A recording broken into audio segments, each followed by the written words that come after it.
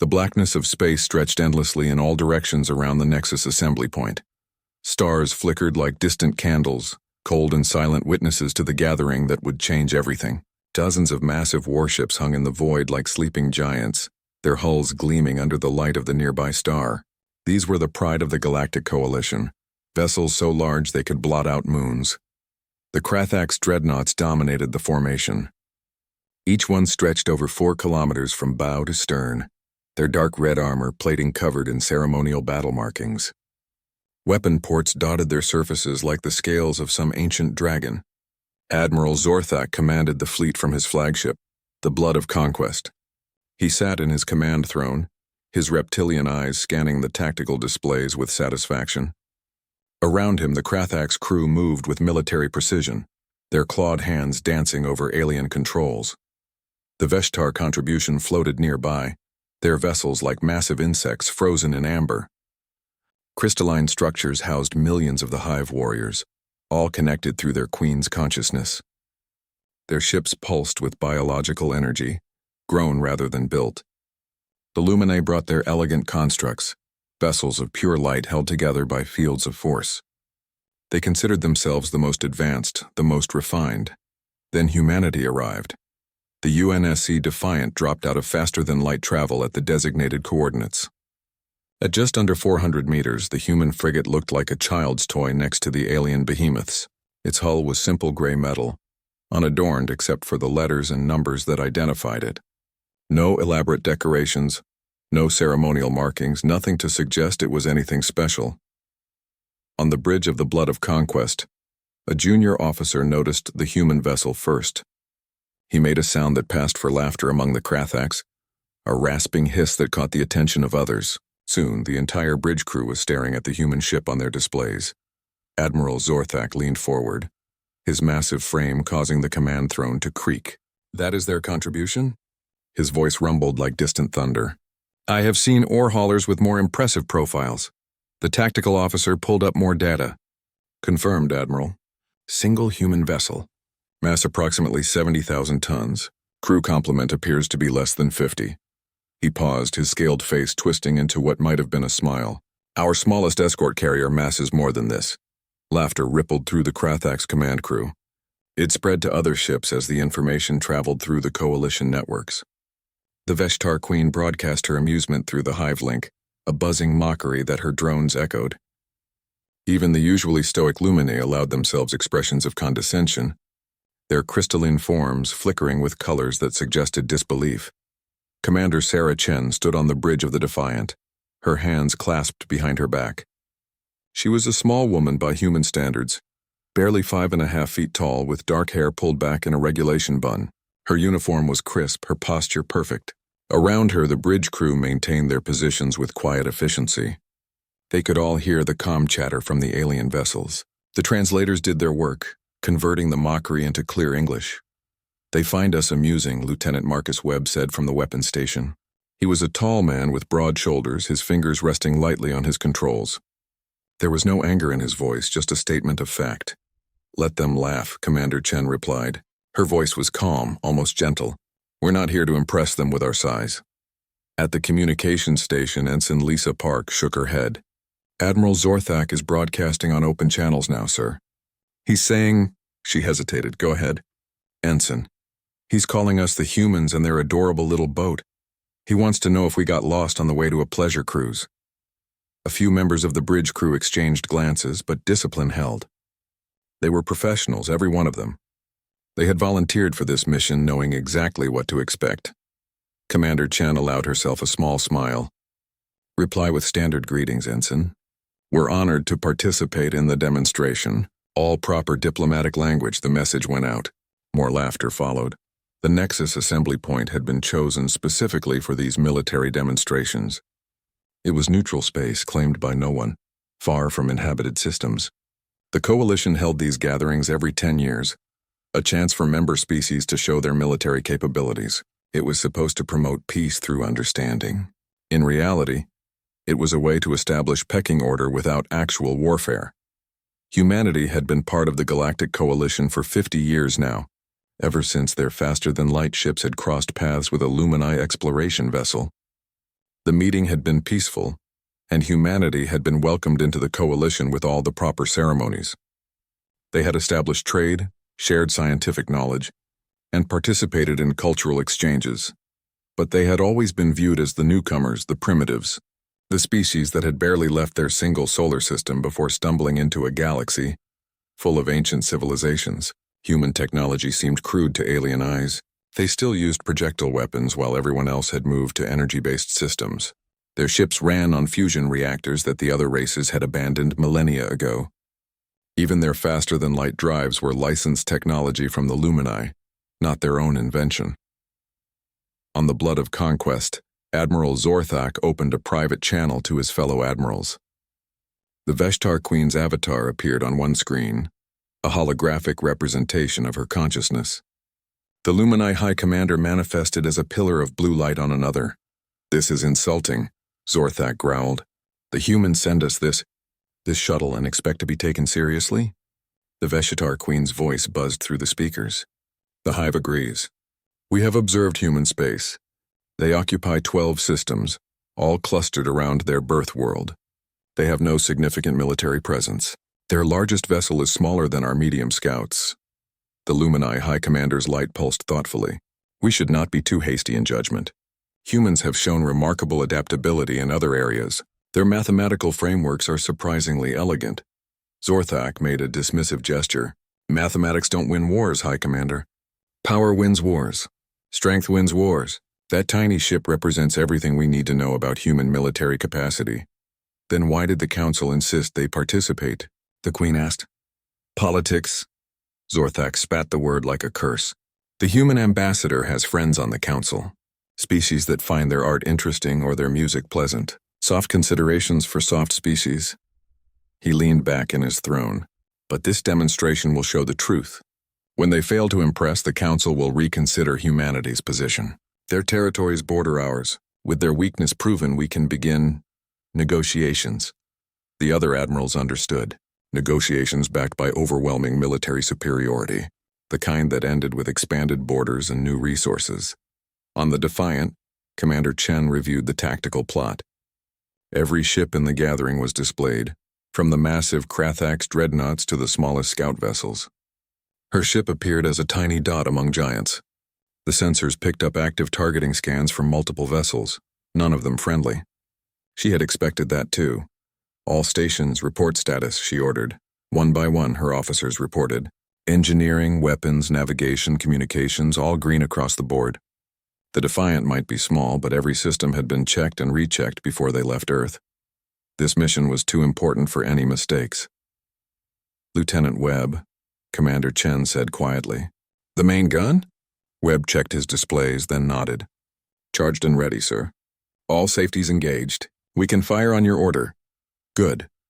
She looked out at the stars through the main view screen. Somewhere out there, back toward Earth, millions of humans waited to hear what happened here today.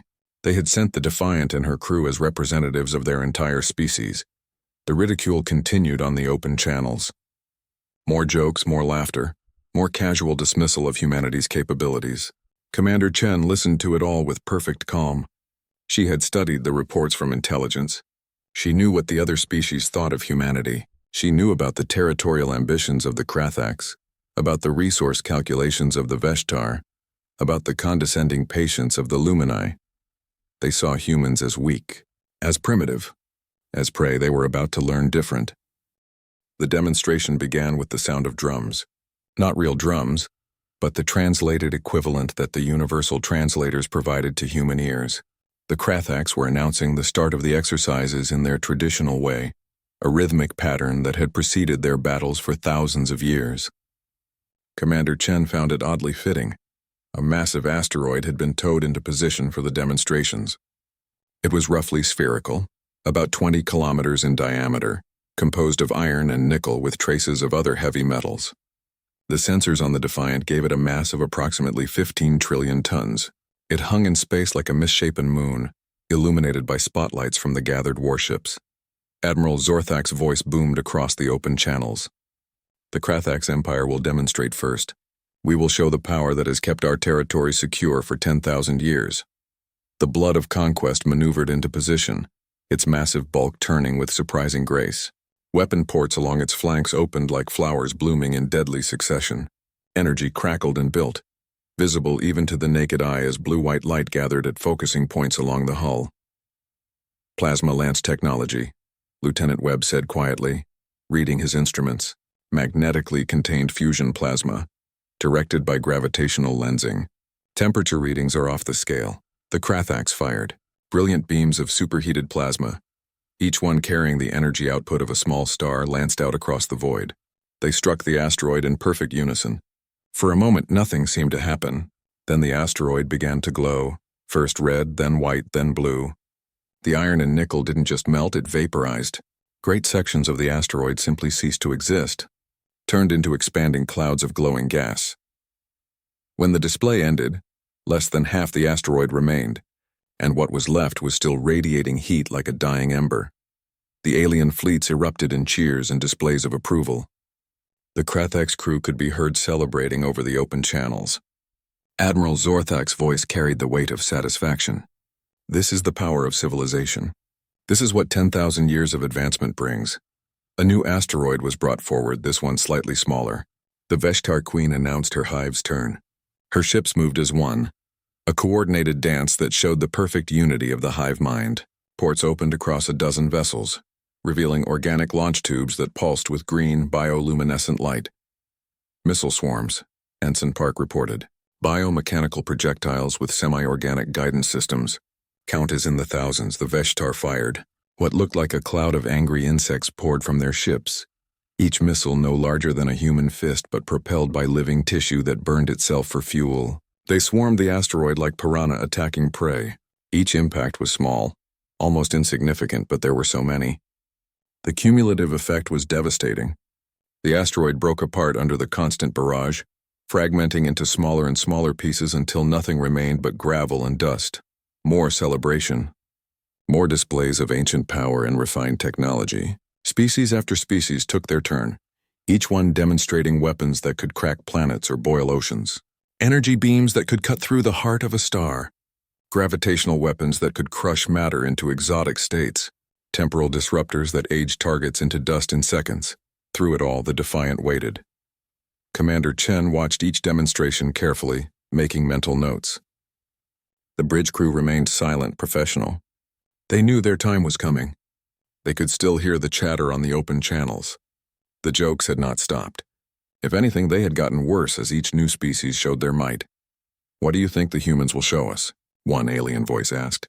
"Throwing rocks, perhaps? Do they even have weapons?" Another responded. "Maybe they brought fireworks, laughter. Always more laughter." Finally, after the seventh species had finished their demonstration, the coalition coordinator's voice came through. It was a neutral AI, programmed to manage the exercises without bias. "The Terran Confederation is next. Please indicate when you are ready to proceed." Commander Chen straightened her uniform and nodded to Ensign Park. "Inform them we're ready. Request the target parameters." The coordinator responded immediately. "Please specify your target requirements." "We'll need a decommissioned Krathax dreadnought," Commander Chen said calmly. "One of their older models will be sufficient." Silence fell across the channels. Every ship in the gathering had been listening, and now every crew was trying to process what they had just heard. A human ship barely bigger than a shuttle was requesting a target the size of a city. Admiral Zorthak's laughter broke the silence first. It was a deep, rumbling sound that seemed to come from the depths of his massive chest. "Did I hear correctly? The little human boat wants to shoot at a dreadnought?" He laughed harder. "By all means. We will provide one." "No, we will provide 3. To make it sporting." More laughter joined his. The absurdity of it was too much. It was like watching an insect challenge a dragon. Commander Chen's expression didn't change. 3 will be acceptable. Thank you, Admiral." Over the next hour, 3 Krathax dreadnoughts were towed into position. These were ancient vessels, decommissioned decades ago but maintained in case they were needed for scrap or, as now, for demonstrations. Each one was still over 4 kilometers long, their armor still intact even if their weapons and power systems had been removed. They were arranged in a line, one behind the other, separated by 10 kilometers each.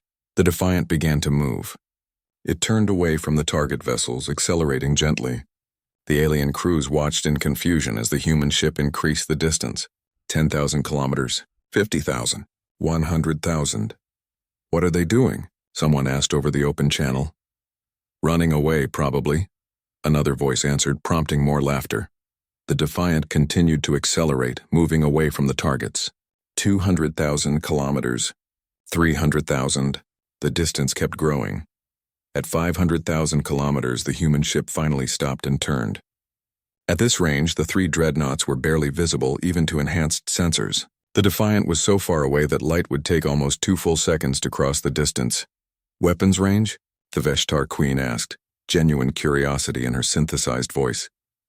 No known weapon can maintain coherence at such a distance, the Lumini High Commander answered.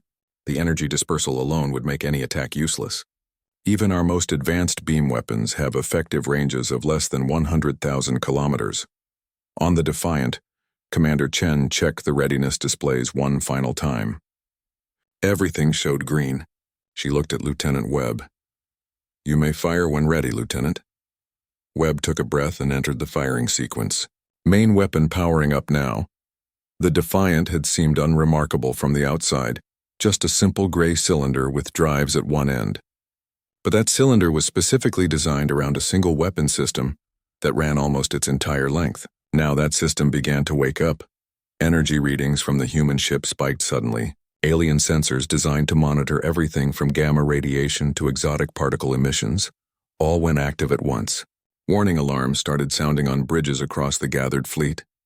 The numbers didn't make sense.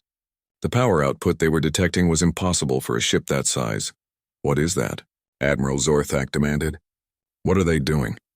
His tactical officer stared at the readings in disbelief. I don't know, Admiral.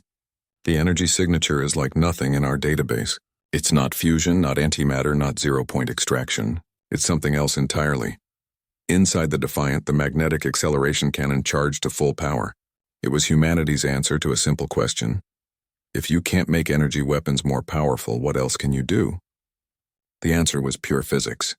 Mass times velocity equals force, and if you can make the velocity high enough, even a small mass becomes devastating. The acceleration tunnel ran for 350 meters through the heart of the ship. Magnetic coils lined every centimeter, each one precisely calibrated. At the breech end, a tungsten carbide penetrator waited, wrapped in an exotic matter field that had taken humanity's best physicists 20 years to develop. The field would keep the projectile intact even at velocities that should have torn it apart. All stations. Brace for recoil, Commander Chen ordered. Lieutenant Webb pressed the firing stud. For just a fraction of a second, the Defiant became the brightest object in the system. The magnetic coils discharged all at once, accelerating the projectile down the barrel. In less than 1,000th of a second, it reached 95% of light speed. The ship shuddered. Despite the recoil compensation systems, despite the inertial dampeners, every person on board felt it. It was like being hit by a giant's fist, a momentary pressure that made bones ache and vision blur. The projectile crossed 500,000 kilometers in less than 2 seconds. The 3 Krathax dreadnoughts didn't explode. They didn't break apart. They simply ceased to exist. The kinetic energy was beyond calculation. The tungsten carbide penetrator, moving at 95% of light speed, had more energy than some stars put out in a year. When it hit the first dreadnought, the armor didn't stop it. The armor vaporized on contact. The internal structure vaporized. The silence that followed was deeper than the void of space itself. On the bridge of the Blood of Conquest, Admiral Zorthak stared at his tactical displays. His clawed hands gripped the arms of his command throne hard enough to leave marks in the metal. His eyes, adapted to see in multiple spectrums, reviewed the data again and again, refusing to accept what they showed. 3 of his dreadnoughts, even if they were old and decommissioned, had simply vanished. The sensor logs showed the human ship firing something. Then there was a gap, a tiny fraction of time where the sensors had been overwhelmed by exotic readings they couldn't properly process. And then nothing.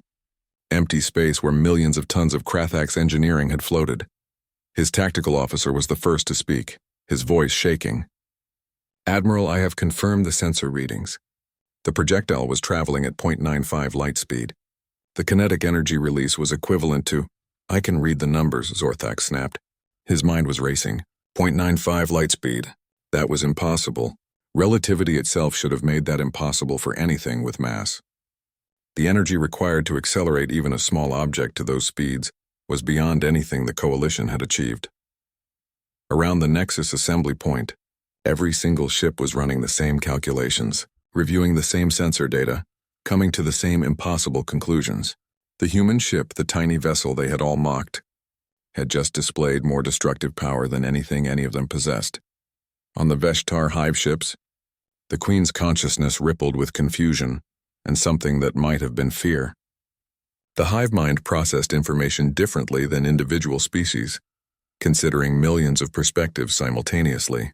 Every single one of those perspectives was telling her the same thing. Humanity was dangerous.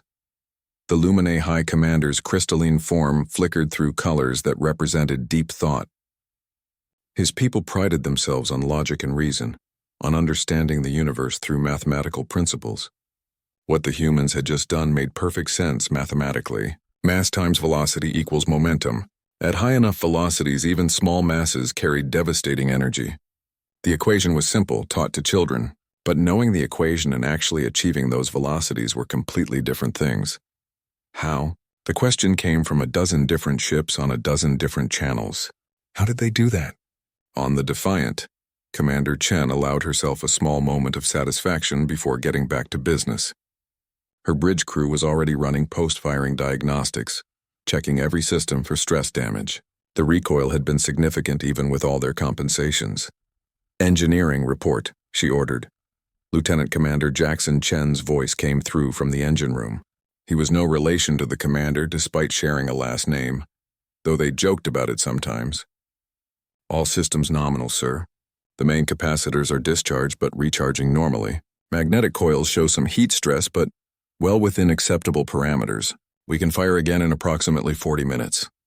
Commander Chen nodded. 40 minutes to recharge. That was actually faster than the design specifications. The engineers had outdone themselves. Very good. Keep monitoring those coils. Lieutenant Webb, status of the main gun. Webb checked his displays carefully. Barrel is clear. Exotic matter containment fields held throughout the firing sequence. No degradation detected. The weapon is fully functional, just waiting on power. Excellent work, everyone. Commander Chen looked at the view screen, where the alien fleets were still processing what had happened. Now we wait. She didn't have to wait long. The communication requests started flooding in almost immediately. Every ship in the gathering wanted answers. They wanted explanations. They wanted to understand how humanity had developed such a weapon. Some of them, she suspected, wanted to know how to defend against it. Ensign Park, filter those requests. Priority to Coalition Coordinator and the Senior Admirals only. Polite deflections to everyone else. Yes, sir. Park's fingers danced over her console. Sir, I'm also receiving a coded message from Earth. Priority diplomatic channel. Put it through to my ready room. I'll take it in private. Commander Chen turned to her executive officer, a graying man named Robert Torres who had been in the Earth Navy for 30 years. You have the bridge, Commander Torres. I have the bridge, Torres confirmed, settling into the captain's chair. He had the same calm expression as Commander Chen. Nothing seemed to rattle these people. In her ready room, Commander Chen sat down and accepted the communication. Ambassador David Torres appeared on the screen. He was younger than his name might suggest, barely 40, with sharp eyes and a politician's smile. He was also Commander Torres's nephew, though rank and protocol meant that connection was irrelevant out here. Commander Chen, the ambassador said, I've been watching the sensor feeds. That was quite the demonstration. We did what we came to do, sir. Indeed. I'm already receiving communications from every major power in the coalition. They want meetings, they want explanations, they want treaties. He leaned forward. They're scared, Commander. Genuinely frightened. Some of them are talking about humanity being a threat to galactic peace. Commander Chen had expected this. What are your orders, Ambassador? Tell them the truth, all of it. We discussed this possibility before you left Earth. If the demonstration was successful enough to generate this level of response, then transparency is our best option. He paused. But be careful how you phrase things. We don't want them thinking we're threatening them. Understood, sir. And Commander? Good shooting. The communication ended. Commander Chen sat for a moment collecting her thoughts. Then she returned to the bridge. Ensign Park, open a channel to all ships. General broadcast. Channel open, sir. Commander Chen stood at the center of her bridge, aware that hundreds of alien commanders and thousands of crew members would be watching and listening. This is Commander Sarah Chen of the UNSC Defiant. I understand there are questions about our weapons demonstration. I'm authorized to provide the following information. She could feel the attention of the entire gathered fleet focusing on her. The weapon we used is a magnetic acceleration cannon, which we call a MAC gun. The specific model on the Defiant is our Class 7 frigate configuration. It accelerates a solid projectile using precisely controlled magnetic fields. The projectile itself is a tungsten carbide penetrator with a mass of 500 kilograms, wrapped in an exotic matter containment field that prevents degradation at high velocities. On the blood of conquest, Admiral Zorthak listened with growing disbelief. 500 kilograms, that was nothing. His smallest missiles carried more mass than that. But at 0.95 light speed, that 500 kilograms had more kinetic energy than his most powerful plasma lances. Commander Chen continued. The technology is based on principles we've understood for centuries. Acceleration through electromagnetic force is not new. What we've achieved is the ability to reach relativistic velocities with a solid projectile. This required advances in material science, exotic matter physics, power generation, and precision manufacturing. She paused, letting that sink in. I should also note that this is standard armament for all human frigate-class vessels. Our larger ships carry proportionally more powerful versions of the same weapon system. That caused a stir. Standard armament. That meant humanity had dozens, possibly hundreds of ships with this capability. The Defiant wasn't special. It was just a regular military vessel. I'll now take questions from Coalition leadership, Commander Chen said. The first question came from the Lumini High Commander. His translated voice was calm but carried an undercurrent of urgency. Commander Chen, what is the maximum effective range of this weapon? Theoretically unlimited, High Commander, at 0.95 light speed. The projectile will maintain its trajectory until it hits something or eventually decays due to interaction with the interstellar medium. That process would take millions of years. Practically, our ability to target accurately decreases with range, but we can engage targets reliably out to several light seconds. Most Coalition weapons had ranges measured in thousands of kilometers. The humans were talking about hitting targets that were hundreds of thousands or millions of kilometers away. The Veshtar Queen's synthesized voice came next. What defenses exist against such a weapon? Commander Chen's expression became sympathetic. Very few, I'm afraid. At those velocities, most conventional shields are ineffective. The kinetic energy simply overwhelms them. Energy absorption fields have some effect, but they require enormous power. The best defense is not being where the projectile is going, which requires either luck or very good sensors that can detect the firing signature and calculate the trajectory. Admiral Zorthak forced himself to ask the question that his pride wanted to avoid. How long has humanity possessed this technology? The first prototype MAC gun was tested 70 years ago, Admiral. The current generation has been in service for 20 years. We've been refining the design continuously. 70 years. Humanity had been developing these weapons for 70 years. Long before they joined the Coalition. Long before they made first contact. 3 days after the demonstration, the Coalition Council convened an emergency session. The council chamber was a marvel of diplomatic engineering. A massive space station built specifically for meetings between species that had wildly different environmental needs. The aquatic Delphi attended through water-filled viewing tanks. The methane-breathing Withros occupied a separate pressurized section. The Lumini didn't need physical space at all, attending as pure energy constructs. Ambassador David Torres walked through the human delegation's entrance with measured steps. He wore a simple black suit, Earth formal wear that looked plain compared to the elaborate outfits of other ambassadors. Behind him walked Commander Chen, brought in as a military consultant, and Dr. Patricia Kim, humanities chief scientist and weapons specialist. They had spent the last 3 days preparing for this moment. The council chamber was already full. Representatives from over 40 species filled their designated spaces, and every one of them turned to watch as the humans entered. The attention was palpable, almost physical in its intensity. Ambassador Torres kept his expression neutral and friendly, nodding to familiar faces as he made his way to the human delegation's platform. The council chairman, a Peltharian named Sothkar, whose species had been mediating galactic disputes for 10,000 years, called the session to order. His voice carried across the chamber through translation systems that rendered it comprehensible to every species present. We convene this emergency session to address concerns raised by recent events at the Nexus Assembly. The floor recognizes Ambassador Torres of Earth. David Torres stood, taking a moment to make eye contact with as many representatives as possible. Body language, Dr. Kim had reminded him, was important. Humans weren't the only species that read emotional states through posture and expression. Thank you, Chairman Sothkar. I'll be direct, as I know many of you have questions and concerns. 3 days ago, the UNSC Defiant demonstrated a weapon system that surprised many of our coalition partners. Some of you have expressed concern that humanity has been hiding military capabilities. Some worry about our intentions. Some want to understand our technology. I'm here to address all of these concerns with complete transparency. He gestured to Dr. Kim, who activated a holographic display at the center of the chamber. It showed a cross-section of a human Mac gun, the internal components rendered in detail that made several species scientists lean forward with interest. This is our magnetic acceleration cannon. The concept is simple. You take a projectile, in our case tungsten carbide, and you accelerate it using precisely controlled electromagnetic fields.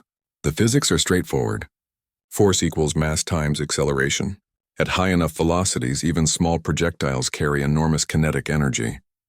The Lumine High Commander's construct flickered. The physics are indeed simple, Ambassador. What is not simple is achieving the velocities you demonstrated. Our own experiments with kinetic weapons decades ago were abandoned because the energy requirements were prohibitive. Dr. Kim spoke up, her voice carrying the precision of a career scientist. You're correct, High Commander. The energy requirements are substantial. A single shot from a frigate-class Mac gun requires power equivalent to the total output of a medium-sized fusion reactor running for several minutes.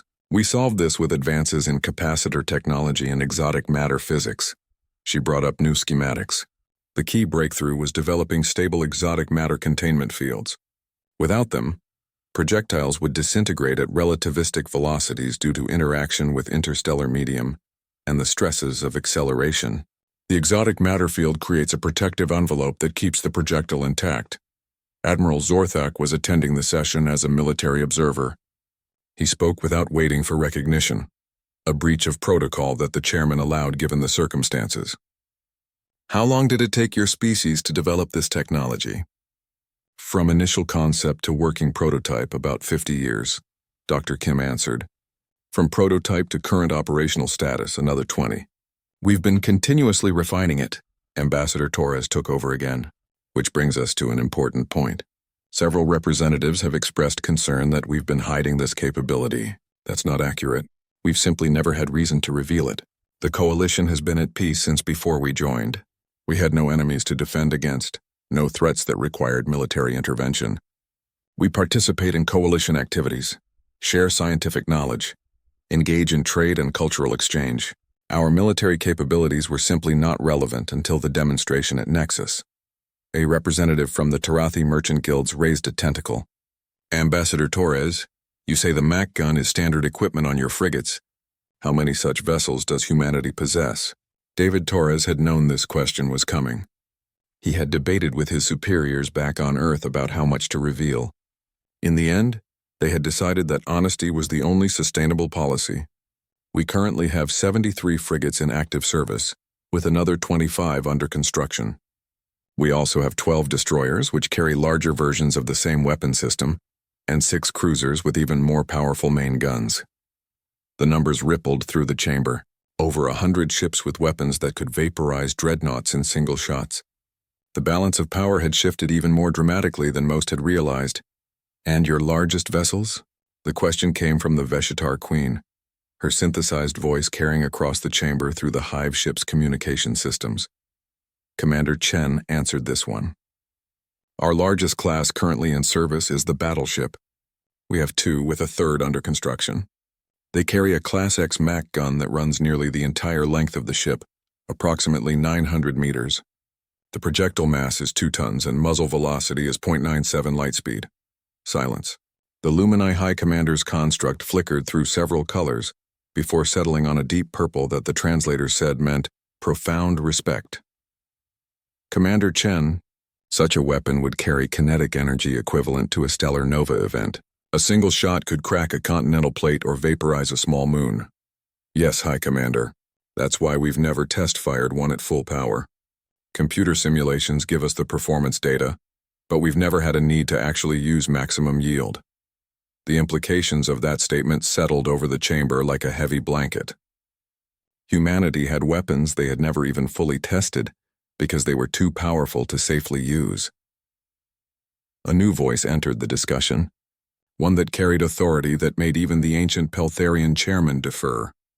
Ambassador Kelthron of the Mindari spoke for one of the Coalition's founding species, a race that had been exploring the galaxy for longer than human civilization had existed.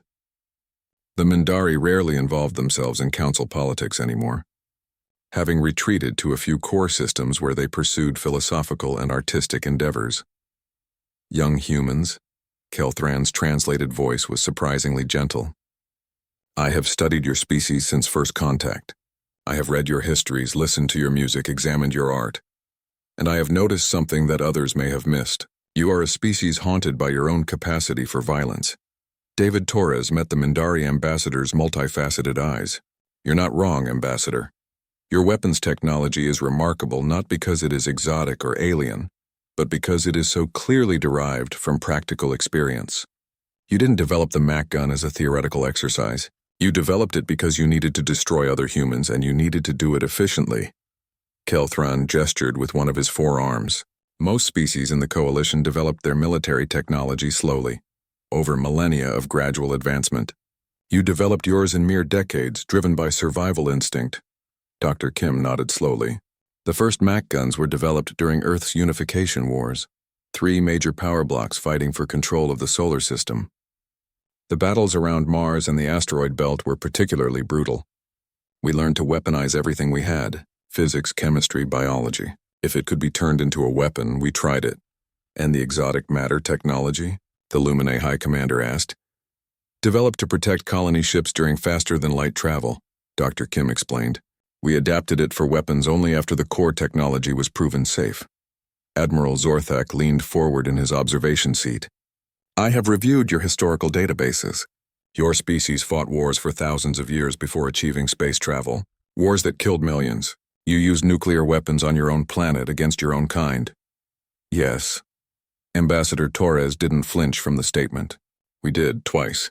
Cities vaporized in seconds. Hundreds of thousands dead instantly. More dying slowly from radiation. Those weapons were used before we fully understood what they could do. After we understood, we swore never to use them again. But we remembered the lesson, which is, Kelthron asked, though his tone suggested he already knew the answer. Power without wisdom is destruction. Weapons without restraint are genocide. And war without rules is extinction. Torres looked around the chamber. We learned these lessons the hard way, written in the blood of millions of humans who died in conflicts that achieved nothing. 6 months had passed since the demonstration at Nexus. In that time, the galaxy had transformed in ways both subtle and profound. The change wasn't in territory or government, but in attitude, in respect, in the careful recalculation of power that species engaged in when the fundamental assumptions changed. Commander Sarah Chen, now promoted to Admiral Chen, stood on the observation deck of the UNSC Vigilant, looking out at a sight that would have been impossible half a year ago. Human ships flying in formation with Krathax dreadnoughts, Veshtar hive ships coordinating with human destroyers. Lumini Energy constructs sharing tactical data with human cruisers. The Joint Task Force represented a dozen coalition species, all working together under unified command, her command. Admiral, we're receiving the final arrival confirmation from the Tarathi contingent, Lieutenant Webb said. He had been promoted too, now serving as her tactical officer on the new flagship. That makes all participants accounted for. Excellent. Signal all ships to hold position and await further orders. Admiral Chen turned from the view screen. The bridge of the Vigilant was larger than the Defiant had been, designed to coordinate fleet operations rather than solo missions. The crew had expanded accordingly, over 200 personnel managing the systems of humanity's newest heavy cruiser. The past 6 months had been intense. The territorial pressure from the Krathax had evaporated overnight, replaced by formal diplomatic negotiations that resulted in mutual defense agreements. Other species had followed suit. The Tarathi merchant guilds had approached humanity about protecting their trade routes. The Delphii aquatic worlds had requested assistance with piracy problems. Even the Luminae, proud and ancient, had suggested joint research programs on exotic physics. Humanity had been careful in their responses. They had accepted some offers and politely declined others. They had made it clear that they weren't interested in becoming the galaxy's police force, but they would honor legitimate defensive commitments. The goal was to build partnerships, not dependencies. The Defiant had been retired to a place of honor. It now orbited Earth as a museum ship, preserved exactly as it had been the day of the demonstration. Tourists from dozens of species visited it regularly, walking the halls where Commander Chen had given the order to fire the shot that changed everything. The ship's name had become synonymous with the moment humanity stepped onto the galactic stage as equals. Admiral Chen had visited once, a private trip before the public tours began. She had stood on the bridge and remembered the mockery on the communications channels, the tension before firing, the absolute silence after. It felt like a lifetime ago, though it had been less than a year. A communication request pulled her from her memories. Admiral Ambassador Torres is requesting a secure channel. Put him through. David Torres appeared on her screen, looking as sharp as ever despite the late hour at his location. Ambassador, to what do I owe the pleasure? I'm afraid it's not a pleasure call, Admiral. Torres's expression was serious. We've received word from our deep space observation posts. There's a large fleet approaching Coalition space from outside the galaxy. The initial analysis suggests they're not explorers. Admiral Chen felt her stomach tighten. Invasion? That's the assessment. The Peltharian long-range sensors picked them up first. They've shared the data with all Coalition members. The Council is convening an emergency session in 2 hours. Torres paused.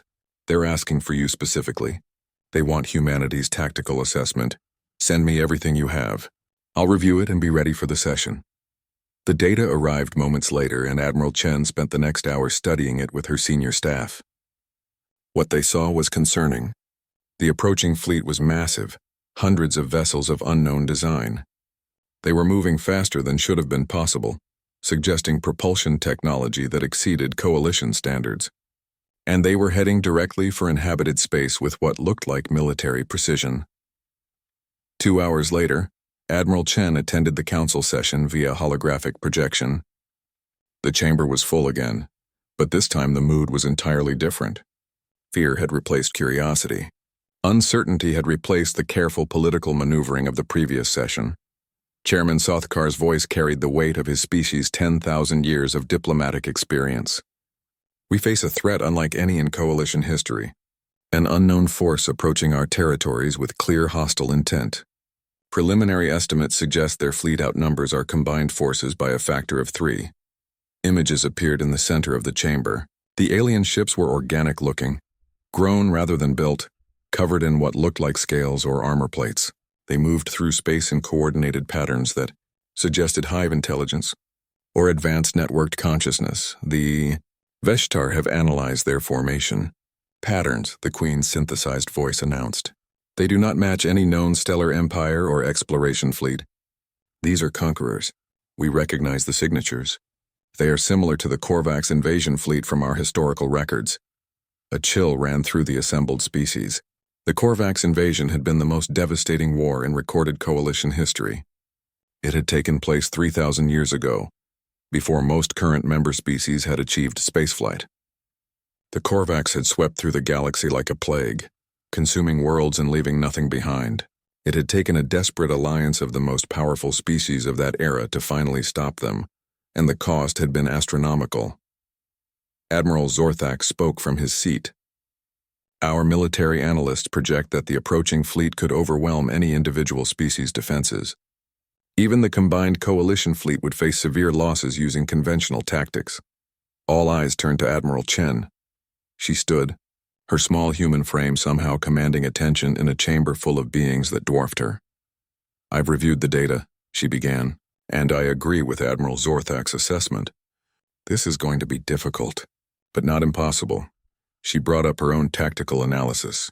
"The enemy is relying on numerical superiority and what appears to be powerful biological weapon systems. But they're using conventional approach vectors and standard fleet formations. They're not expecting significant resistance." The Luminae High Commander flickered. "You have a strategy, Admiral?" "Several, actually, but they all depend on one critical factor." Admiral Chen looked around the chamber. "We need complete tactical unity. No individual species defending their own territories separately. One fleet, one command structure, one coordinated strategy."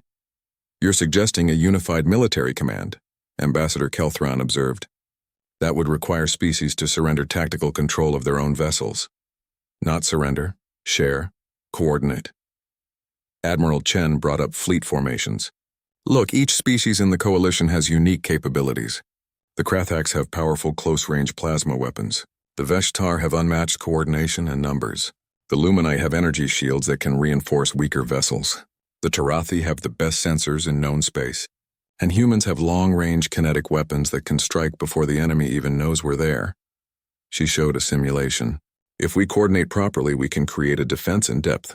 Human MAC guns strike at extreme range, disrupting their formations. Tarathi sensors give us perfect targeting data. Luminae shields protect our ships during the engagement. Veshtar swarms exploit gaps in their defenses. Krathak ships deliver the killing blows at close range." Admiral Zorthak studied the formation. "This would require trust. Absolute trust.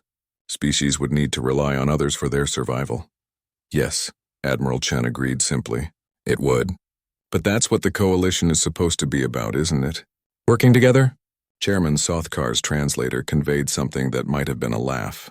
"Admiral Chen, you are asking species that have been rivals for millennia to suddenly function as a unified force."